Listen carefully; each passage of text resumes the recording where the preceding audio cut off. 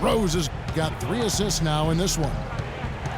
Oh, Maestro, he is so good at making those lead passes, like conducting an orchestra. Mudiay, no good. There's no getting around the simple fact that that's a shot he has to knock down. And they call over the back here. Too much contact. Yeah, no doubt about that one with the over-the-back call. Yeah, it looked like he wanted to take him for a ride right there. Easy call. And if you're just joining us, we played over a minute here in the third. To the inside. Faried. You know, there are a lot of bigger power forwards than him in the NBA, but very few that rise up like he can. Chicago was as strong as they would have hoped for last season at home in the United Center. A lot of big wins for him here.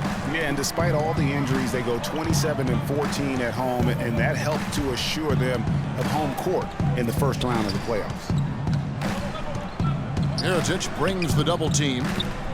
Here's Faried. Foul call that time on the way up. That'll give him 2 chances at the free throw line here. You know, you look back on the Bulls' record last year with 27 home wins. That's pretty solid. Same exact total as they had the year before. They haven't gone below 500 at home since 2008. Catching up on the changes for Chicago. Joakim Noah, he's checked in for Gasol. Gibson comes in for Mirotic. McDermott's checked in for Tony Snell. And it's E'Twaun Moore checking in for Rose. Went for the two-hander on that slam. That's where the weight room comes into play, Kevin. I think some urgency from him there. I think he's sensing that this is a critical time in the game, fellas. From the baseline. And that one comes up a bit short. And a big part of why the Bulls are tough at home is this crowd. I mean, sold out every game last season. Led the league in total attendance for 6 straight seasons, averaging over 21,000 fans per game. Only took them a few seconds to answer the 3-ball with one of their own. Greg, we've got a 3-point battle taking shape here. Well, they're passing to Gibson. And Faried sends it back. The Bulls have gone 1 for 2 on the night so far from the line. At the line for the Bulls, 2 shots. And he makes the first. And no doubt last season the Bulls were clearly preparing for the playoffs. They played their rookies but added a lot of playoff seasoned veterans to that roster. Kirk Hinrich, he's checked in for the Bulls. Brooks comes in for E'Twaun Moore. And there's the defensive 3-second call. The Nuggets have shot 67% from the line tonight, going 4-6. And the technical free throw is good. Denver with a tough year last season. A lot of losses for them on the road as they would go, Clark, only 11-30 away from the Mile High City. Yeah, and Kevin, they ended the season on a 5-game road losing streak as well. I mean, they had mostly given up at that point as they had tried to develop young players, and it just kind of blew up on them down the stretch. Solid on the one-hand throw down there. You know, Clark, when it's a tight ball game like this, he's the guy they want with the ball. Yep. Yeah, and one reason why I just don't know that I've ever seen him miss a play like that. And here's Miller outside. Another 3 for Denver. A big problem for the Nuggets last year is that they just couldn't hit shots away from home. I mean, they finished in the bottom 5 in terms of field goal percentage on the road. And the call will be against Emmanuel Mudiay. That is his first foul of the game. And that's an aggressive play to try to get the rebound. Just a little too aggressive. And unnecessary. That's over the top. That's doing too much, Greg. He wasn't in good position there, and he was never going to get the ball. He just wasted a foul. Hey, I've got one more note on the Nuggets and the road. I mean, when you shoot as poorly as they did, as you mentioned, you start to lose some confidence and second-guess things. It's a lot harder to fight through shooting slumps like that in somebody else's building, no doubt. Here's Mudiay. He averages more than 12 points a game. That's some dependable production.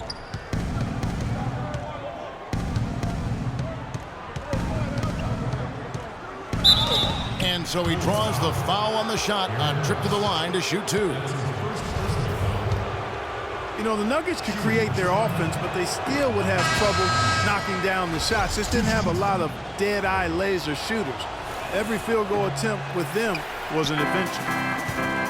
So Chicago ends up going with the new group.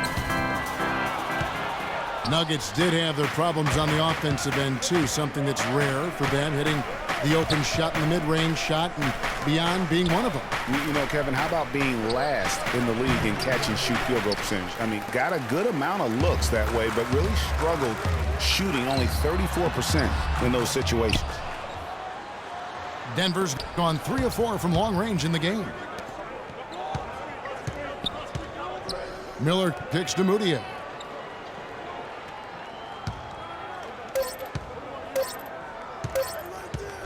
Harris. No good trying to beat. It's all tied in Chicago. We're going to step aside for just a second, but join us right back here for the start of the fourth quarter next. We welcome you back to what has been a good one here as we get into the fourth quarter. Denver shooting 48% from the field.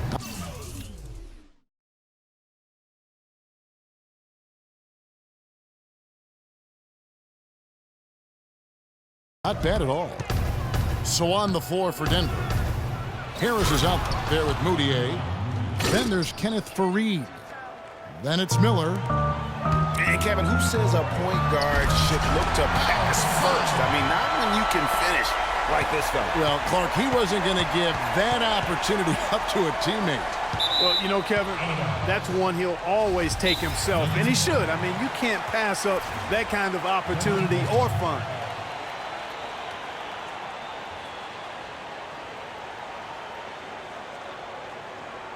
Time called here. The Nuggets decide to talk it over. You know, guys, one of the things that is always going to keep you competitive against the West is a good defense. It's one reason why the Bulls tend to be a tougher matchup for teams from the West, because they do D up. Bulls had a good year against the West last season. 17 up, 13 down against the Western Conference. Yeah, and how about playing 500 or better against every division in the Western Conference? So impressive to think they did so well given how many games some of their starting players missed.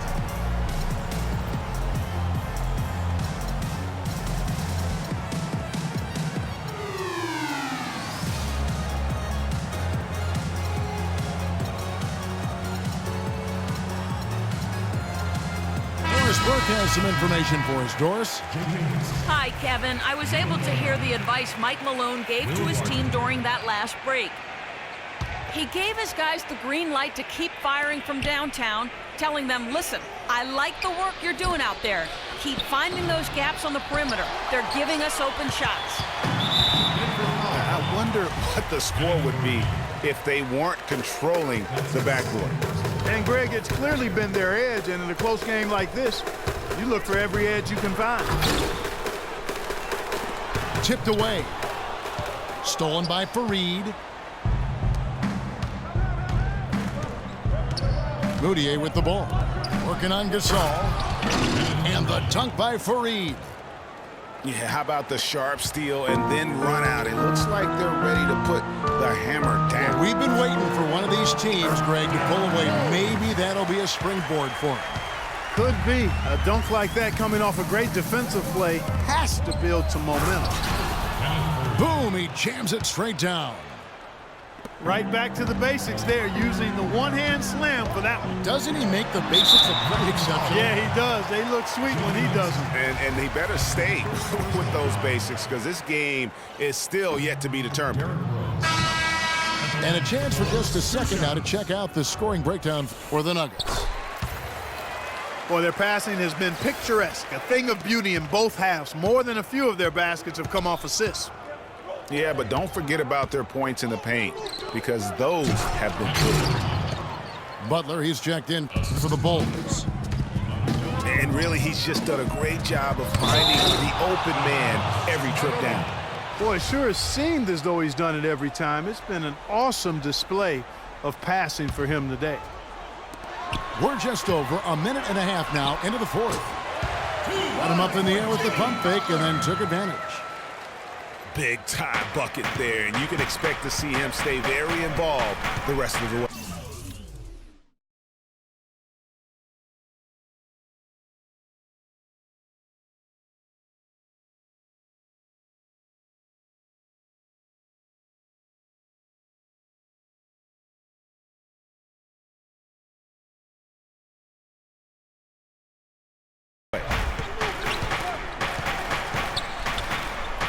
Fareed dishes to Moutier. He feeds it to Hickson. 6 to shoot. Low block shot on the way. Pass to Fareed. Fades away. And they'll turn it over. Could not get off his shot. 24-second violation. Last game for Chicago, it was a loss to the Pacers in Indiana. Outside Butler. And Fareed sends it back. And the ball goes out of bounds. Nice touch by Fareed. So for the Bulls.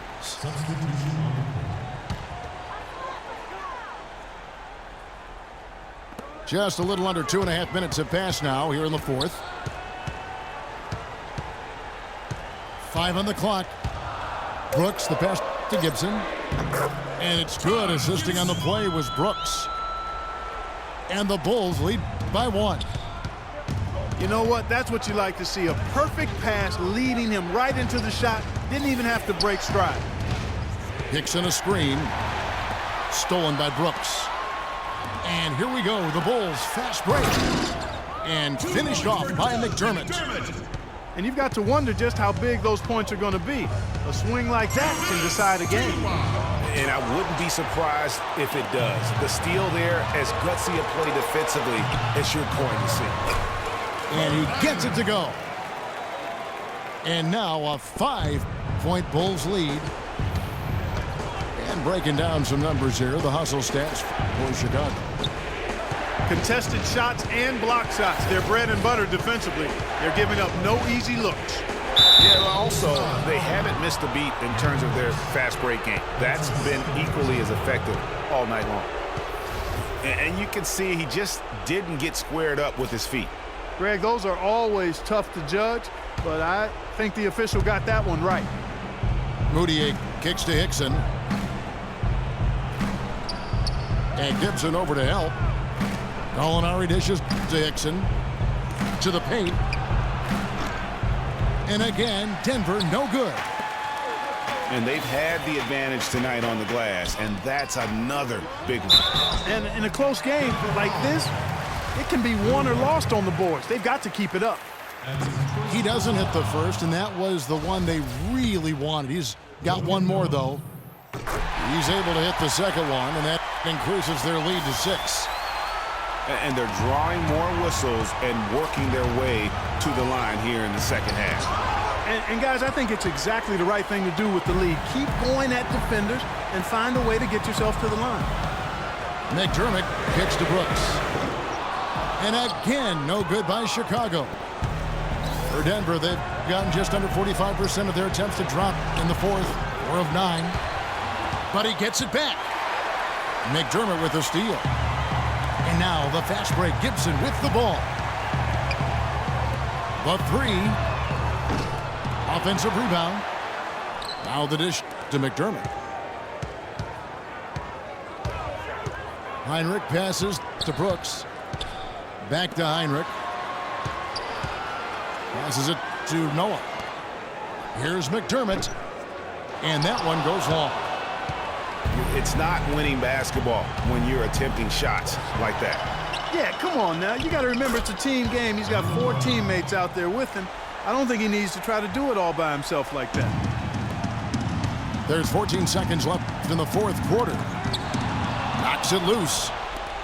It's stolen by Hickson. Yes! And Kevin, maybe the play of the game right there. A tremendous instinct straight to come up with a steal and then attack the basket. Game changer right there, guys. An unbelievable play to make at this stage of a really tight ball game. And so the big win by Chicago in a tight game.